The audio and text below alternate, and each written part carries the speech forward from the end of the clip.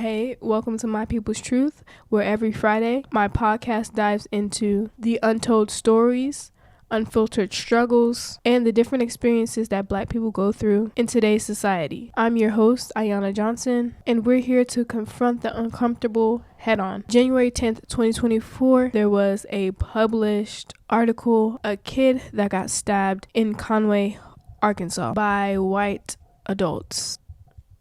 The NAACP labeled the attack as a hate crime, and that's what today's episode is about, if you didn't see the thumbnail. So let's go into what happened. Saturday night, a group of 13 to 16-year-old teens decided that they wanted to go to the arcade. Imagine you just want to go out with your friends and don't even make it inside.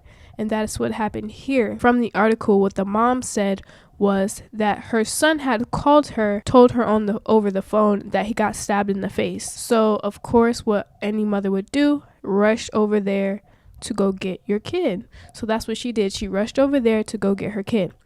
And she said that when she arrived, that the police had yet to arrest anyone. When she arrived, no one was arrested yet. The mom also said that the kids didn't even get to go inside, like I said earlier. And she also said that the people had walked out and start harassing the kids. The altercation, it quickly got violent. You could go read the article for yourself. The link is in the description. But she said that it quickly turned violent. The adults appeared to be intoxicated. A fight started. So the son, like the mom said, was not the only victim. Like any good mom would, took her son to the hospital. He received 12 stitches in his face. So let me break this down for you real quick. The son, 13 to 16 years old, don't know because they want to remain anonymous. That's what it said in the beginning of the article. Got stabbed in the face. Called his mom. They went to the hospital and boom. Now he has 12 stitches in his face from white appearing to be intoxicated adults. And this is just one of the stories that we've heard from one of the sons. Who knows what could have else happened there that's not out in the media or not out in the news. And mind you, this is the only article that I found online talking about it. This is January 2024. We're talking about January 2024.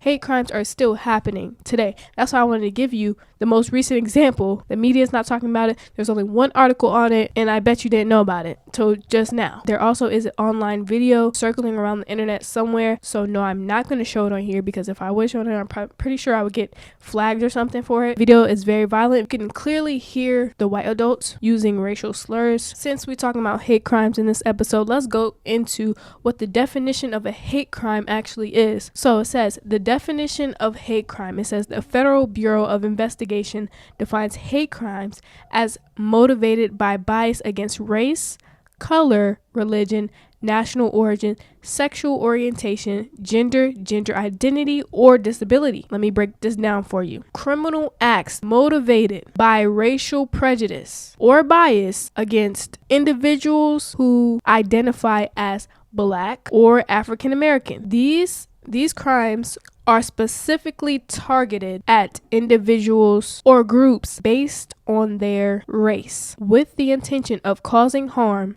instilling fear, or expressing hatred towards the Black community. Black hate crimes can take various forms. I'm going to give you some examples. Physical assaults, verbal harassment, vandalism, property damage, and even murder. These acts are intended to intimidate, instill fear, and cause harm to individuals solely because of their racial background. Now, that is the broken down version of the first definition that I gave you. Let me know what y'all think in the comments. I think it was a hate crime. And if you disagree or agree, let me know. Now, the police report did not, I repeat, the police report did not define the offenses as motivated by bias. And that was another quote from the article by Little Rock Public Radio with the author, and her name is Maggie Ryan. The names that are on the report If you want it or not, I'm going to give it to you because I'm going to give you the facts. So these people were charged with second-degree battery. 62-year-old Michael Kennedy and 52-year-old Chucky Hartwick, person that was in custody for public intoxication. Kelly Kennedy, listed but not charged with anything at the time that the article was being written. Her name is Stephanie Hartwick. The first person, Michael Kennedy, he turned himself in on Tuesday, and the second person, the 52-year-old Chucky Hartwick, he turned himself in on Monday. I want you to just imagine the lasting effect that it has probably instilled in this 13 to 16-year-old kid. The kid that got the 12 stitches in his face. Not only the rest of his life, but the rest of his friends' lives, the rest of the kid's mom's life. Also, imagine the effect it has on the Black community. Us seeing this, like me or you, hearing about this, seeing about this, and no one talking about it, and no justice getting served. Sit with it. I'm not saying justice didn't get served, but I'm just saying, you know what I mean? Like in the long run of all back before history and all that, hate crimes, how far we've come, how long it's been, and how it's still going on today. It's 2024. Hate crimes are still happening today. The effect that it has on the Black community, I'm going to just give you some insight. For me, the trust is broken completely. I have no trust, no faith in the justice system. Sad to say, but that's the truth. And I'm pretty sure a lot of other Black people feel the same way. I'm not saying all of them do, because some of them don't. But I'm just saying, me personally, I do. I feel like they just try to instill fear in the Black community and try to break us down constantly. That's what I think, because that's what happens. That's what's happening. That's what happened. I'll give you another example. Is like the police with Black men, or the police with Black people in general getting pulled over and all this other stuff blows up. Somebody ends up dead. You think that hate crimes and oppression does not exist? You're very wrong. You are very wrong. Very wrong. Still today, people are very prejudiced. Still to this day, people love their stereotypes about Black people, about the angry Black woman, and about the thug Black man. They love it. They eat it up for breakfast, lunch, and dinner. And the fact that we still have to talk about it, that it's still happening, is wild to me. Wild. We need to spread awareness to this situation and many more situations, not just this one, but many more situations like this. And of course, you're not going to hear about it from mainstream media, because guess what? The government controls that, and they decide what they want to show you at the same time. And they also decide to overstimulate the media with all these bad things that are going on in the world to distract us from what's happening here, what's happening in America. Or not also in America, but what's happening. They keep you from that. Why do you think that is? Because they don't want you to know the truth.